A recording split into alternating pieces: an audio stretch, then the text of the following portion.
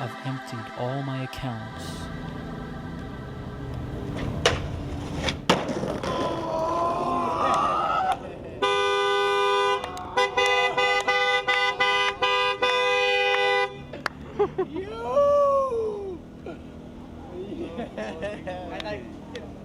I got a blocked picture of some shit, some car fucking walking by, fucking driving by and shit.